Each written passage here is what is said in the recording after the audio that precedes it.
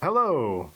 In this video, we will have mock test questions for you to practice with and also sample answers. The videos will be separate, but you can follow the link, and good luck. Do you like the area you live in? Yeah, I do. It's in the city, but in a residential area, so the streets are quiet and relaxed. It's a nice place to escape the hustle and bustle of the city center. I know several of the cafe and restaurant owners too, which makes it feel like home. What are some changes in the area recently?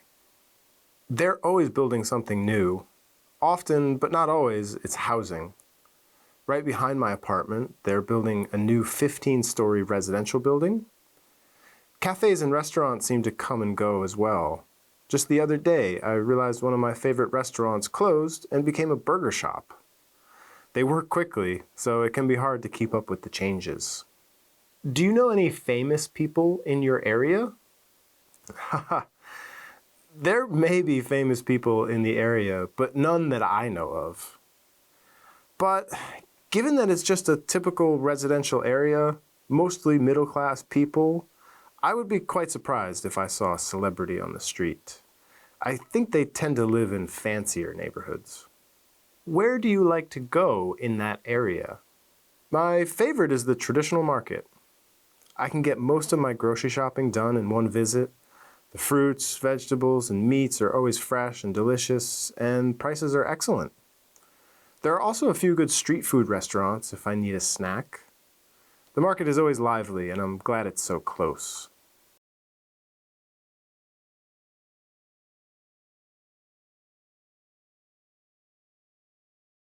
So, I'm going to talk about my long-held ambition to run a marathon.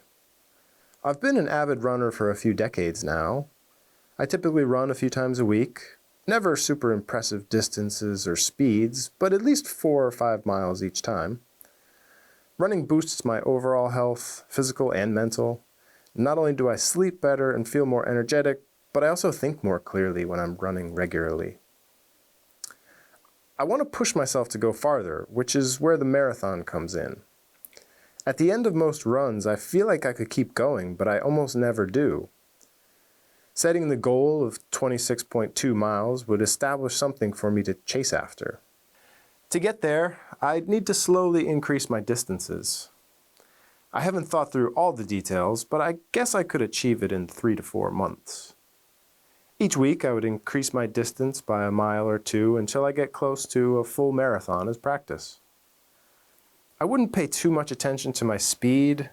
Any respectable jogging pace would be fine, as long as I'm able to complete the marathon.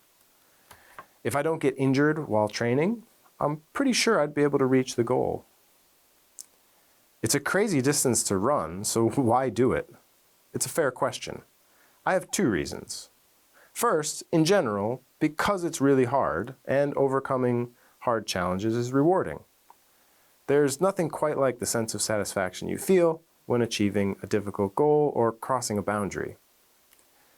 Second, because I know the benefits of running shorter distances, I'm curious about what other benefits are out there for long-distance runners. If I'm really going to do it, I shouldn't wait too long because I'm only getting older. Trying sometime in the next few years would be ideal. It'd be amazing if I could make this ambition a reality. What kinds of ambitions do people have? People have an infinite range of ambitions. To try to reduce the complexity, I guess we could group them into material and spiritual ambitions.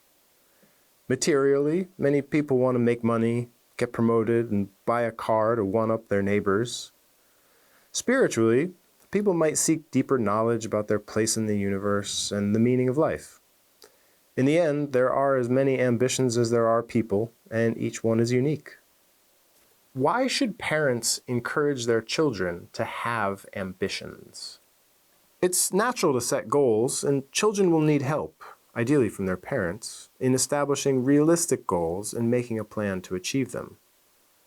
Parents can help along the way, financially and emotionally, to give their kids a reasonable chance of reaching their goals.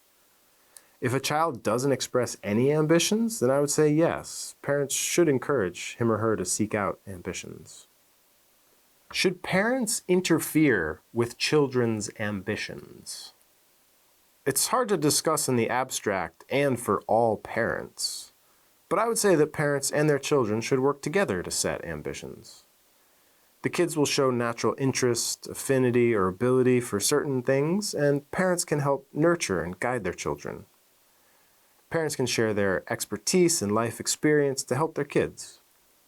If the child is going down the wrong path, then it would be reasonable for parents to intervene. Is there any difference between children's ambitions and those of grown-ups? That's an interesting question. Let me think. I suppose that both children and adults have some unrealistic or fantastic goals.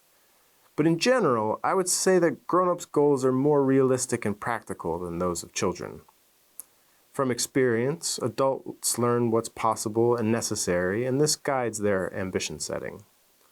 For kids, anything is possible, which is a good thing in one sense, but also leads to wild ambitions that are different than grown-ups.